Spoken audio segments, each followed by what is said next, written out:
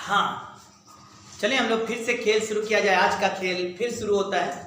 हाँ सब लोग जितना पढ़े थे उसके आगे चलें। तो जो हम लोग ने बाद में दिया था याद करो, हमने बोला था ना कि रेस्ट से जो हम लोग क्वेश्चन लगाए थे लास्ट में याद करो, रेस्ट से चल रहा था, रेस्ट में आ रहा था, पहले मोशन एक्सेलरेटेड, फिर मोशन रिटार्डेड और रेस्ट में आ जा रहा था। चलो इसी पर हम लोग क्वेश्चन लगाए थे। रेडी है सब लोग? चलो हम लोग जहां बात करें वहां जाए। सबसे पहले लिखिए क्वेश्चन, एक क्वेश्चन लिखिए इसी में पहले।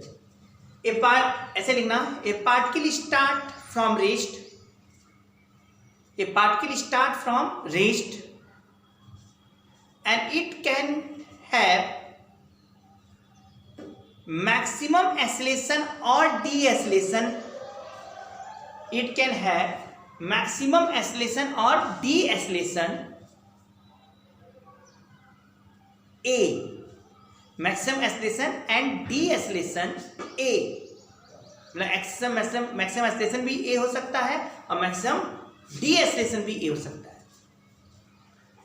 Find what minimum time taken by the particle, what minimum time taken by the particle to cover S displacement, to cover S displacement. Initially particle at rest, initially particle at rest, initially particle at rest,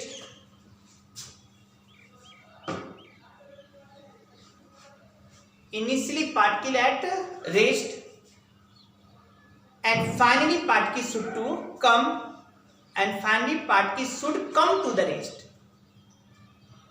चले आप लोग play pause करके फिर लगा के तब play कीजिए। क्या बोला गया? इनिशियल वेलोसिटी क्या है? 0 है।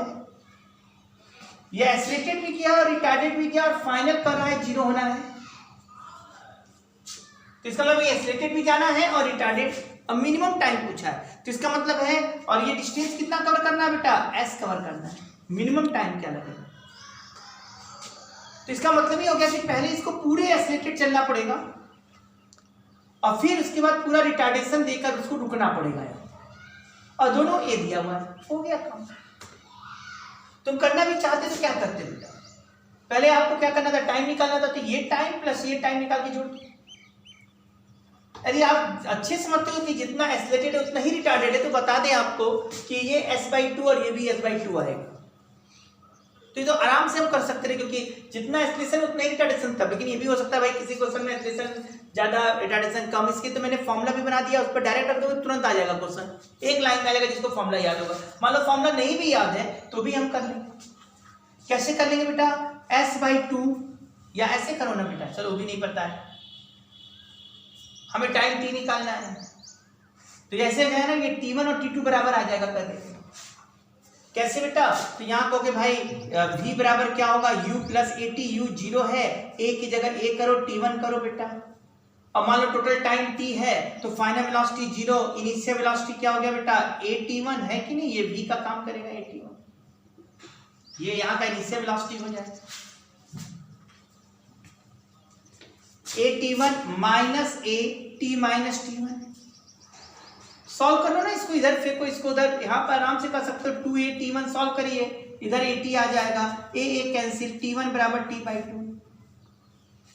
टोटल t निकालना है तो t1 निकाल के डबल कर देना आ जाएगा। अब तो समझ में आ गया होगा सबको? हाँ आया कि नहीं बोलो? और डिस्टेंस भी निकालना चाहे तो बड़े आराम से निकाल सकते हो। ये पता चल गया कि ये पूरा यस है तो सर ये कितना डिस्टेंस होगा? जितना एक्सेलरेशन उतना ही रिटार्डेशन, तो जितना यस ये होगा उतना ही यस ये होगा, टाइम भी वही आएगा। तो यस बराबर क्या लगा दिया बेटा? ऐसे कर सकते हो ना सब लोग। यहाँ पर s/2 इक्वल टू क्या कर दिया? Half a t1 square, t1 square. Sir 2 cut गया, t1 बराबर कितना आ गया? जल्दी से बोलो। t1 बराबर √s/a और t बराबर कितना है? 2t1 है। अब 2t1 है तो t1 की जगह लिख दिया √s/a। आंसर आ चुका। समझ में आया नहीं कैसे किए? एस का तो भाईजान जितना एक्सलेटेड उसी से रिटार्डेड है, तो सर डिस्टेंस क्या होगा, इक्वली डिवाइड हो जाएगा, खेल खत्म। तो आ जाएगा ऐसा क्वेश्चन। अब चलिए ये क्वेश्चन तो हो गया, अब हम लोग दूसरी वैरायटी क्वेश्चन है। इस सब में क्या था बेटा, ऐसे अच्छा फॉर्मूला से भी इसको लगाता और जल्दी लगा देता, नहीं बताए थे कल लास्ट टाइम हम लोग, S equal to half alpha beta T square upon alpha plus beta. तो यस कर लेता half alpha a beta a T square upon 2a हो जाता, वो लड़का तुरंत कर लेता, एक ऐसे ए कट जाता, टी बराबर क्या हो जाता, ये देखो 4s बाई ए होता स्क्वायर और टी करता तो अंडर रूट, ये देखो 2 रूट s बाई ए, जिसको फॉर्मूला याद होगा और क्लियर होगी, रेस से रेस्ट गया, पहले एक्सलेटेड फिर रिटार्डेड, तो डायरेक्ट फॉर्मूला पिट सकता है। ठीक है, तो ये था पिछले बार में ये बात क्वेश्चन, और एक क्वेश्चन और लगवा चुके थे इसके पहले, है ना, पहले एक्सलेटेड फिर कांस्टेंट फिर रिटार्डेड, ये दो पर खूब क्वेश्चन बनता है, और जब हम ग्राफ पढ़ाएंगे ना उस समय भी इस पर और अच्छे अच्छे क्वेश्चन लगवाएंगे और टेक्निकल क्वेश्चन लगाया जाएगा। अभी तो पहले हम लोग इक्वेशन खेल लिया जाए, फिर इसको ग्राफ से भी खेला जाए। ठीक है, अब आइए हमारे सब स्टूडेंट, अब हम बात करें ऐसे क्वेश्चन में जिसमें कहता है दो पार्टिकल दौड़ रहे हैं, ए वाला बी को कब पकड़ लेगा, ठीक है ना, ए वाला कब बी को पकड़ लेगा, ऐसा बात करता है। तो ऐसे क्वेश्चन को पहले एक बनाया जाए और तुम लोग लगाओ पहले, फिर हम लोग खेलते हैं। ठीक है, लिखो, लिखिएगा, ए particle A move with, particle A move with, particle A move with,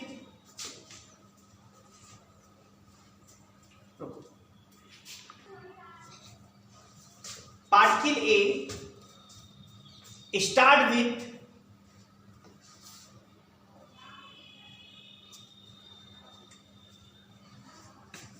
particle A start with constant velocity 20 meter per second, 20 meter per second. At same time another particle B, at same time another particle B 40 meter behind A, 40 meter behind A, start from rest, start from rest with constant acceleration, with constant acceleration 5 meter per second square, with constant acceleration 5 meter per second square, 5 meter per second square. Find after what time they will meet, after what time they will meet, and also find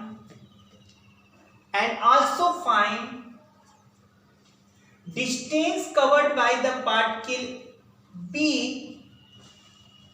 ऐसे को also find distance covered by the particle A before meeting. Find distance covered by the particle A before meeting.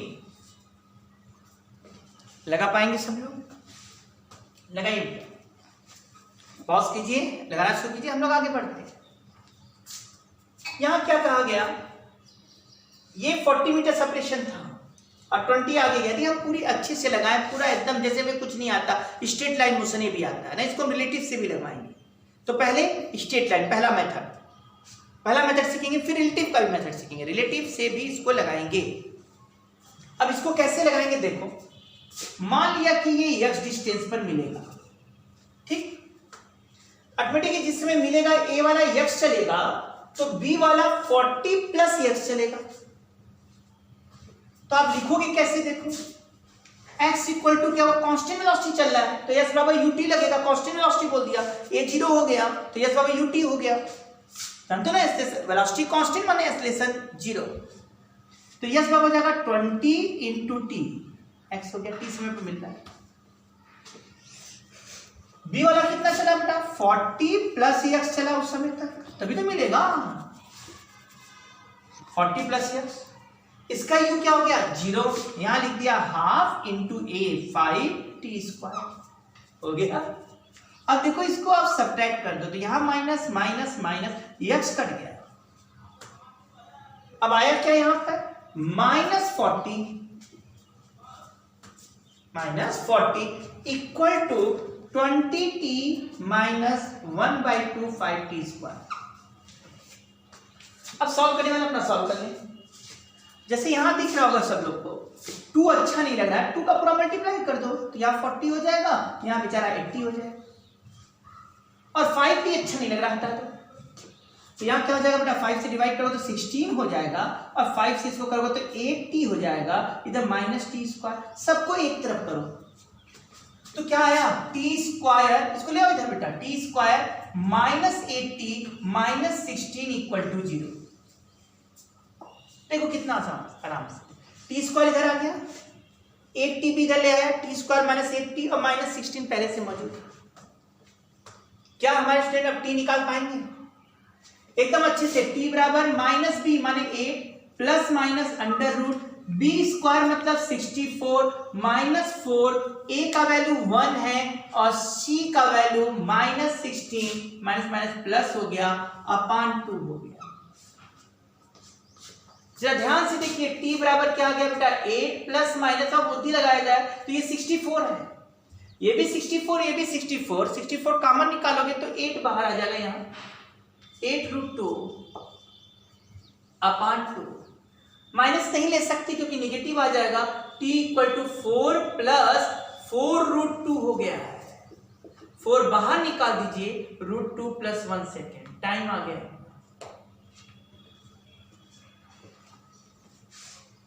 अब बताइए a कितना चलेगा तो x बराबर 20 into t का value लिख दीजिए ना 4√2 प्लस 1, यहां जाएगा 20 इंटू 4 80√2 प्लस 1, x आ गया 80 इंटू √2 प्लस 1।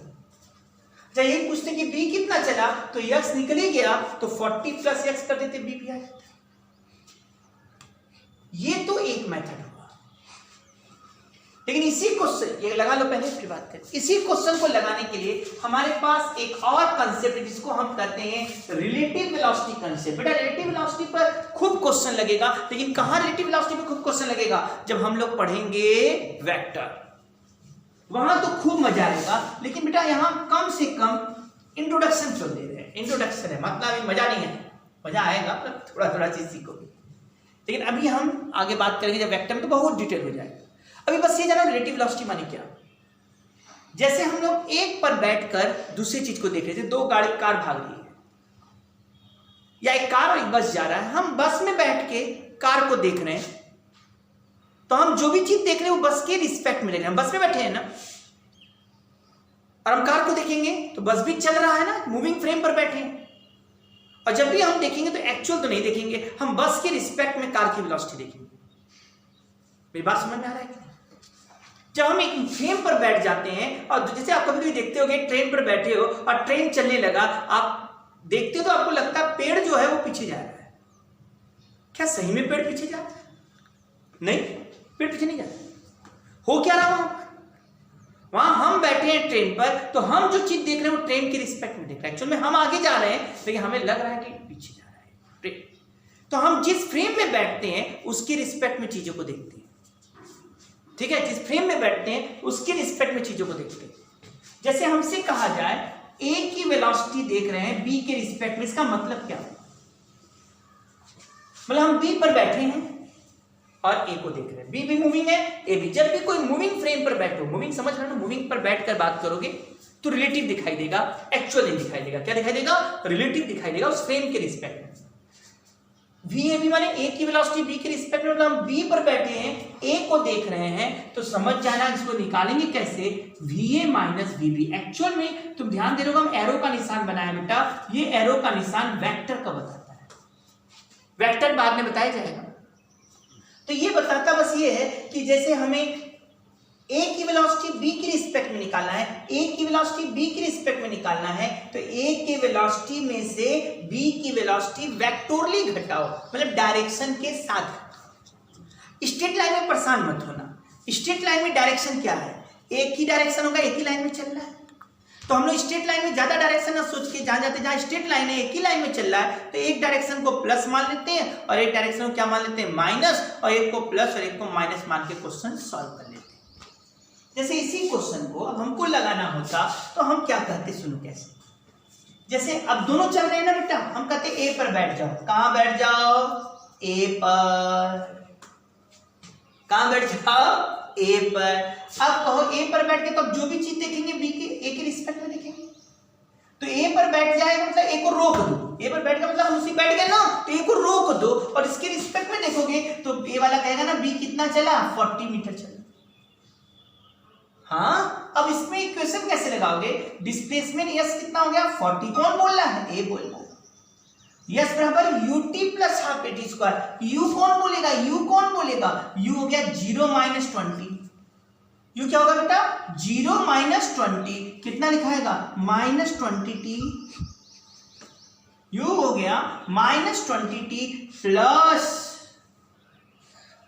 इसका एक्सटेंशन कितना था बेटा, 5 मीटर पर सेकेंड स्क्वायर। समझ में, यस होगा यूटी प्लस हाफ ए टी स्क्वायर। तो जब इसके रिस्पेक्ट में बात करेंगे तो सब कुछ इसके रिस्पेक्ट में होगा। कहेंगे इसके रिस्पेक्ट में वेलोसिटी निकालो, मतलब बी की वेलोसिटी ए के रिस्पेक्ट में। कैसे निकालेंगे, बी में से ए घटा देंगे। बी की वेलोसिटी कितना है, 0। ए की वेलोसिटी कितना है, 20। सर कितना आ गया, -20,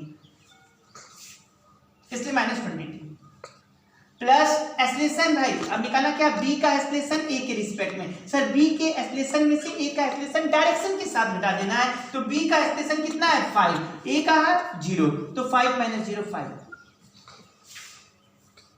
तो यस बराबर क्या हुआ, यूटी। यू कितना हो गया बेटा, 0, यू रिलेटिव है, 0 - 20 -20t plus half into 5t square. Check करो वही इक्वेशन आ गया कि नहीं जो पहले आया था, और सॉल्व करोगे टी का वैल्यू वही निकल कर आ जाएगा।